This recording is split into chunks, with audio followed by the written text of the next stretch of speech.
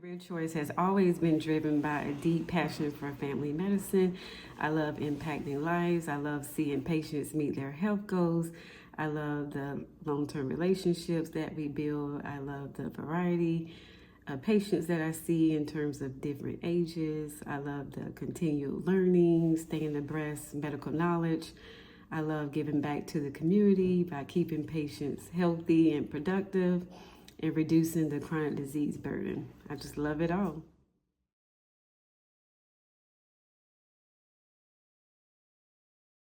So it drives me to do the work that I do. When I was in undergrad, I was a little bit undecided between medicine and public health, and then I decided to do medicine a little bit later, and I ended up doing public health first. So I got my master's in public health, and I was very interested in treating the whole population versus medicine, which only focuses on the individual. And so for me, I'm community oriented. You always see me at every community event there is. I wear several hats. So I knew I wanted to do something that is medically related, but then also public related. So when I found out about public health, I really liked it, got my master's in it. And then I worked as a health educator at Bladen County Health Department. That's what really solidified things for me. I liked the work that I did there. It was for young moms and their children. We basically worked on all those social determinants of health. We worked on their transportation, them getting degrees at Bladen Community College and things like that. And so after that, I went on to Howard Medical School and I worked as a student volunteer in their free clinic. And that was another thing that I enjoyed doing because it was out in the community. Like I said, I love doing things in the community.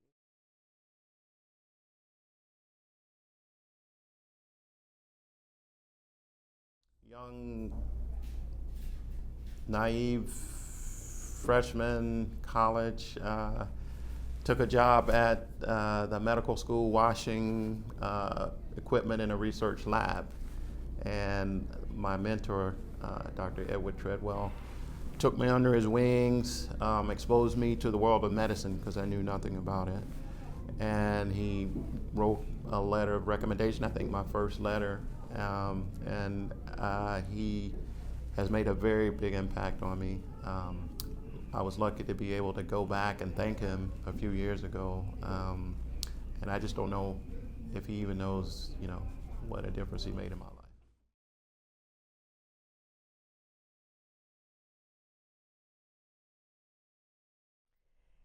You know, this work is so important. I had the opportunity to ride along with nurses, therapists, and aides to visit patients in their home and really saw firsthand how important providing care in the home is for people, especially when they're so vulnerable, right? And oftentimes people don't know that they can have access to healthcare in the home until they've had a life event.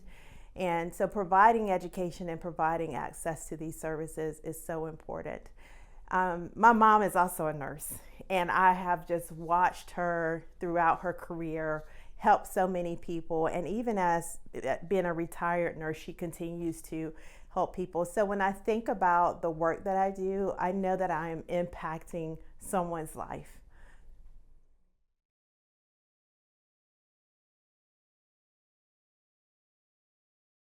Okay, so I work with I'm a charter founder member of the Special Education PTA here in New Hanover County. It's the first special education PTA in the state, actually. I also work with the North Carolina Children's Foundation for Public School Children, which is amazing, where a teacher or any staff member of a school can put in a request for something a child needs, and within 48 to 72 hours, they'll get the resources they need. I also work on the Cape Fear Community Land Trust Foundation, which is awesome. They actually build and place houses here in the community that are for the workforce community that are affordable.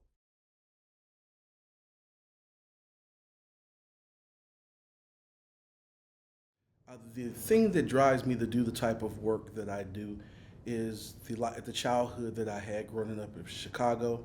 There were many things we had to deal with, from substance abuse, alcohol abuse, physical abuse in the home and in the family, homelessness, things of that nature.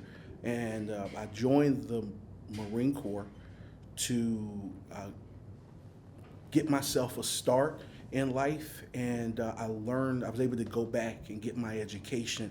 And when I left the Marine Corps, I saw some of the same things I had suffered through in my childhood happening in my community, and I wanted to go, now that I had more resources, more knowledge, more information, go back and help those that I saw in my community that struggled with some of the things that I wish someone had been there to help me with.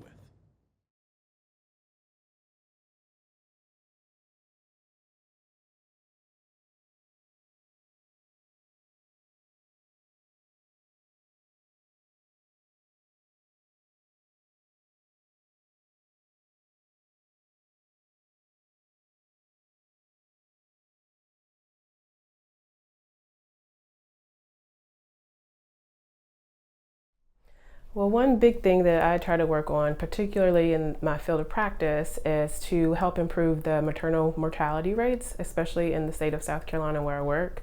I work at a federally qualified health clinic, and so with a clinic, that setup is run through the government, and we primarily deal with women who are either uninsured or underinsured. And so working with that subset of women really allows me to have the time to spend not only educating my patient about how to maintain a healthy pregnancy, but also throughout the course of their reproductive life. And so by us talking to them about healthy lifestyle, exercise, the types of food to eat, I feel like it not only helps that patient, but it helps the entire family.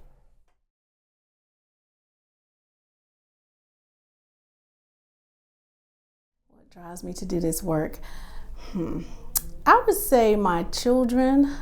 When my son was in school, he struggled in the traditional setting, and I was a classroom teacher at that time. And so God told me to create that place that would have been beneficial for him. And that's how I got into the entrepreneurial world of creating a charter school in the private school setting, because I felt like if he would have had a place that focused on the social and emotional needs that students have in school and also the arts, he would have been a better student. He did okay, but he would have been a better student. So that sort of is what got me into the world of creating the type of school that students needed beyond a traditional setting.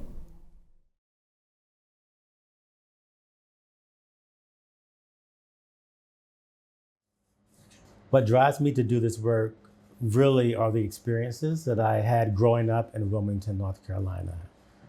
It was racially segregated for the most part. It was residentially segregated for the most part. Wilmington had been one of the last places to integrate public schools.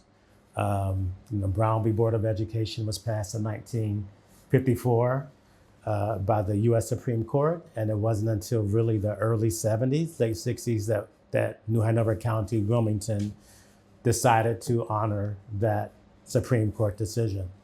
So you felt all of those things. You felt if you were a person of color, a Black person, if you were poor, if you were a woman, that opportunities were not the same for you. And because my mother is the one who raised us as a single mother, 5 children, on public assistance, we saw the limited opportunities that were made available to her. And it just didn't strike me as fair. And then I vowed as a 5-year-old, 6-year-old kid that I would be a lawyer one day, and then I would take those things on to fight for justice on behalf of those people who've been most marginalized. And I've been blessed to have the career that has allowed me to do that.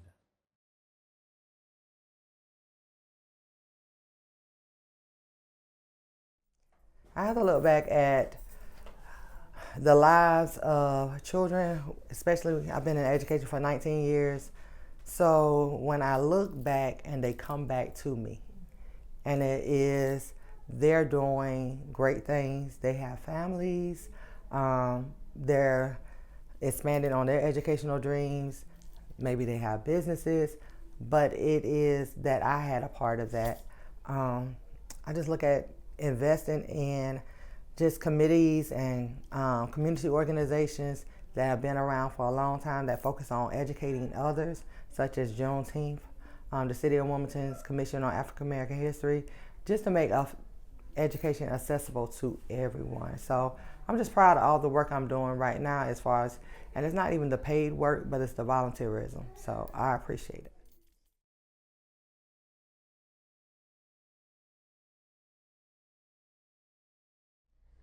So my primary driver, my focus comes from my childhood. I grew up poor in Mobile, Alabama, and that didn't afford us a lot of opportunity to do things. But one thing we did was my mother, she was an advocate in the community. We would pack bags and take them to the elderly, food for them as well. We literally walked through the streets handing out food and making sure the children got to school and had clothes. So that was my upbringing, and I've carried that into my adulthood.